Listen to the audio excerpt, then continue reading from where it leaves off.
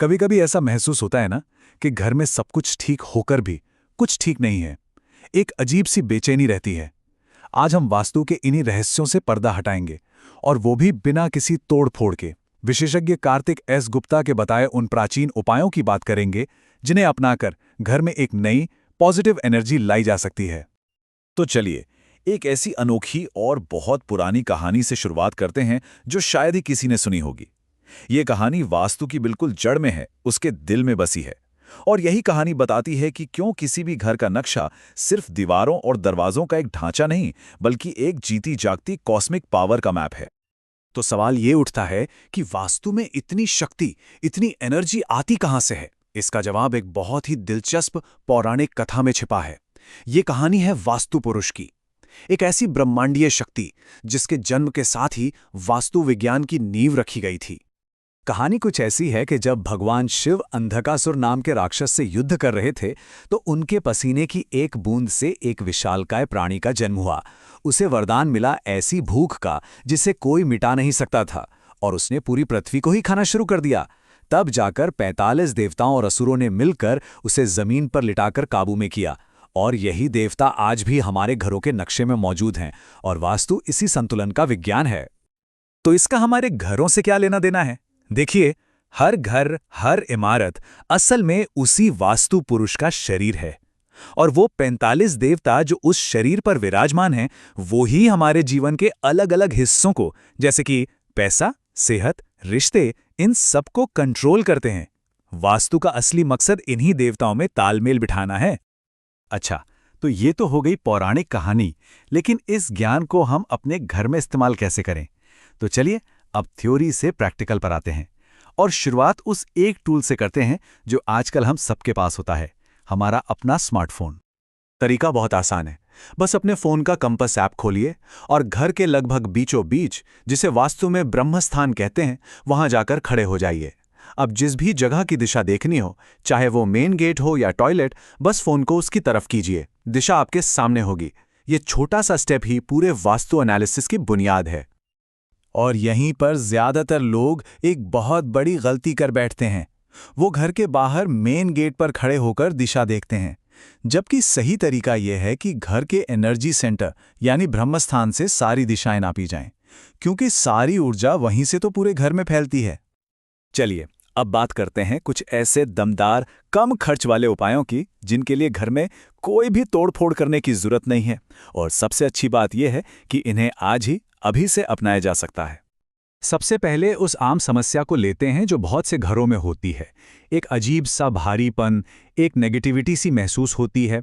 तो सवाल यह है कि इसे लगभग जीरो कॉस्ट पर कैसे ठीक किया जाए।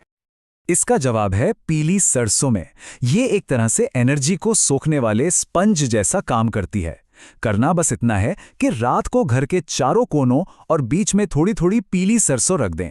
माना जाता है कि रात भर में ये सरसों घर की सारी नेगेटिव एनर्जी को अपने अंदर खींच लेती है, और सुबह बस उसे उठाकर घर से बाहर फेंक देना है ना कमाल का और सस्ता उपाय। अब आते हैं एक और बड़ी मुश्किल पर, जिसका सामना बहुत से लोग करते हैं। कोई प्रॉपर्टी है जो बिकी नहीं रही, सब कुछ करके देख लिया, लेकिन कोई खरीदार ही नहीं आता। इसका राज छिपा है घर की उत्तर पश्चिम दिशा में, जिसे वायव्य कोण भी कहते हैं।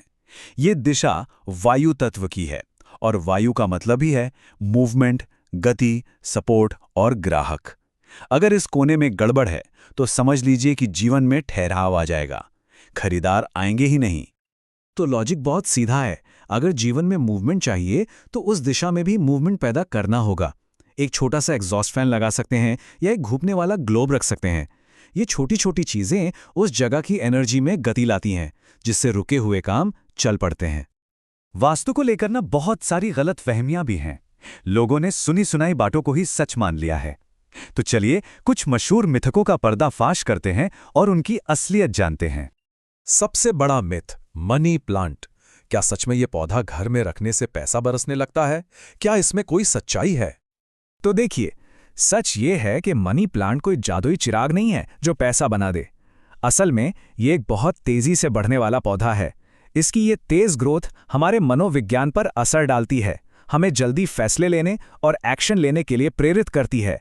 और जब एक्शन लिया जाता है तो पैसे कमाने के मौके खुद ब खुद बढ़ जाते हैं। एक और बहुत बड़ी गलती जो वास्तु कंसल्टेंट तक कर देते हैं वो है घर के नक्शे को जांचने का तरीका। ये ज्ञान सीधे प्राचीन ग्रंथ विश्वकर्मा प्रकाश से आता है। ज्यादातर लोग चौकोर या आयताकार फ्लैट पर गोल वास्तु चक्र लगा देते हैं, जो बिल्कुल गलत है। सही तरीका है कि चौकोर जगह पे चौकोर ग्रिड ही लगाया जाए। इसी एक गलती की वजह से कई बार वास्तु के उपाय काम ही नहीं करते। अब बात करते हैं एक ऐसी छुपी हुई अनदेखी शक्ति की जिसे जियोपैथिक स्ट्रेस कहते हैं।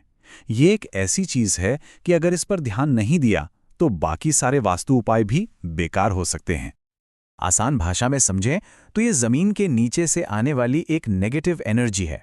जमीन के नीचे जो मेट्रो लाइनें, पानी के पाइप या बिजली के तार होते हैं, उनकी वजह से धरती की नेचुरल एनर्जी डिस्टर्ब हो जाती है और यही डिस्टर्बेंस हमारे घरों में घुसकर एक तरह का शोर पैदा करता है जो हमें बीमार कर सकता है।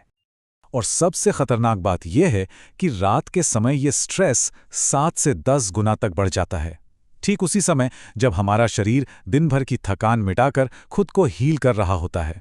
ये हमारी नींद खराब करता है और लंबे समय में सेहत पर बहुत बुरा असर डालता है। इसे ऐसे समझिए जैसे किसी बाल्टी में छेद हो, आप ऊपर से कितना भी पानी भरें वो रुकेगा नहीं।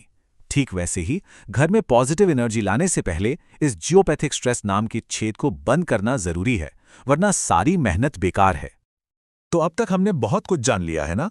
चलिए आखिर में एक सिंपल सा प्रैक्टिकल टूल किट देखते हैं जिससे घर पे 4 सबसे जरूरी और शक्तिशाली कोनों को आसानी से संतुलित किया जा सकता है। ये टेबल समझिए पूरे ज्ञान का सार है।